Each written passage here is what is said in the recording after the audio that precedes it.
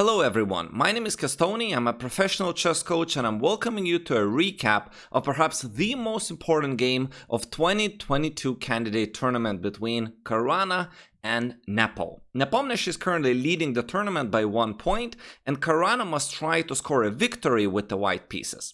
American grandmaster played e4. Nepo responded with e5, we had knight f3 and knight f6. Nepo once again chooses to play the Petrov defense, where in general black has little chances to play for a win, but high chances for equality. Everyone was curious to see what Caruana prepared specifically in this opening with the white pieces, as he must have expected and anticipated Nepo to go for this particular defense. We had knight takes e5, pawn to d6, all known, knight f3, knight takes e4, and Caruana chooses the move d4. So far, we're following the absolute most popular moves. d5, developing the bishop to d3, bishop to d6, castles, and finally we play c4. This is the most popular approach, breaking the symmetrical pawn structure with which white hopes to create some imbalances, and with imbalances we might develop some winning chances. Of course, the idea is that they cannot take because we would take the knight on e4. Black plays c6, and in the 7th round, which was 2 rounds before this one, Nepo already had this specific position on the board against Hungarian grandmaster Rapport. When white chose a relatively rare continuation in this position, Rapport played the move queen to b3. Caruana, however, decides not to divert from the main line theory just yet and continues with the very popular move rook to e1, attacking the knight on the e4 square. So black decided to defend the knight while developing a piece, bishop f5 was played, and now white tries to take advantage of the fact that the light square bishop of black's has moved, and they play the move queen to b3, which hits the pawn on b7, which, because the bishop left the original square, is no longer protected by the bishop. This is a very common idea in quite a few openings. Black replied with queen to d7, guarding the pawn on b7, and even though the pawn on d5 is actually attacked twice and only guarded once directly, it's tactically protected. For example, if white was just to grab it twice, black would unleash the discovered attack, we would have a check, and black's queen would be attacking the white's queen, and white would be losing the game. At this particular moment, finally Caruana plays what I believe is novelty at this level. I see no master games in the database with this move. He played knight to h4. Nepo didn't take time at all to make all the moves up till this point, but now for the first time he thought for around 9 minutes. So that means that Nepo is out of his home preparation. After a long thought, he responded with bishop to e6, and you might be wondering, why would he be leaving the knight on e4 unguarded, as it's attacked twice and only protected one time?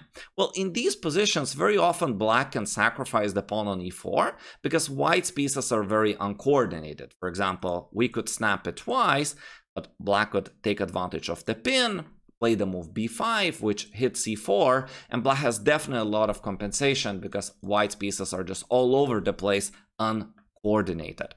So that wasn't what Caruana prepared for this game, and instead, now after the bishop went to e6, he applied more pressure on the knight on e4 and played the move queen to c2.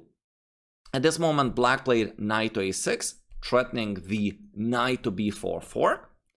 White plays a3, and white is now about ready to take on e4, so black plays the move f5 in order to solidify the knight on e4.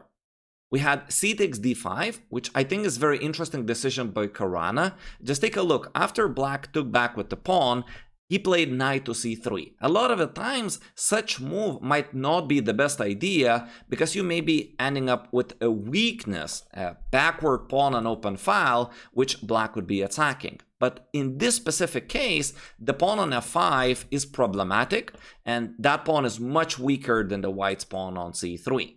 For example, if black would ever guard it with a move like g6, they would just be creating more weaknesses. Moves like bishop h6, followed by knight f3, knight e5 might come, and white would be close to winning the game. So this knight c3 was a smart trap. Nepo didn't take the bait and just played the move rook a to c8. So white plays f3 and hopes that black is forced to take on c3 when they would be entering this, what we just discussed, is a favorable change in the structure for the American grandmaster.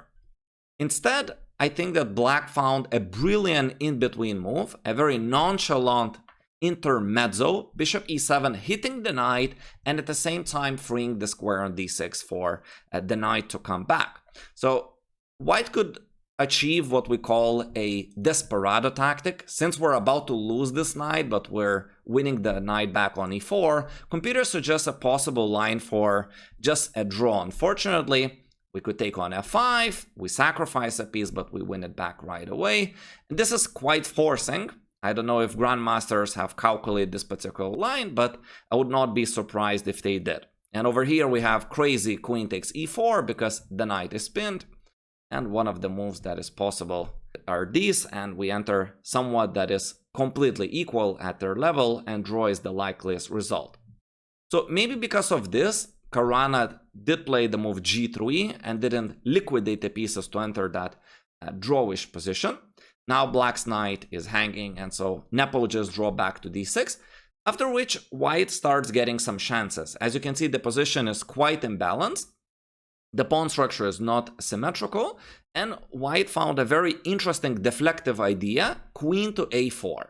Why is it a deflective idea? Well, the black's queen, which is currently under attack, is the only protector of the bishop on e6. And so trading the queens would be terrible for black. We could just take back on a4, now the bishop is hanging, and after, for example, king f7, we could take on a6, place the knight on c5, and black is just lost in this position.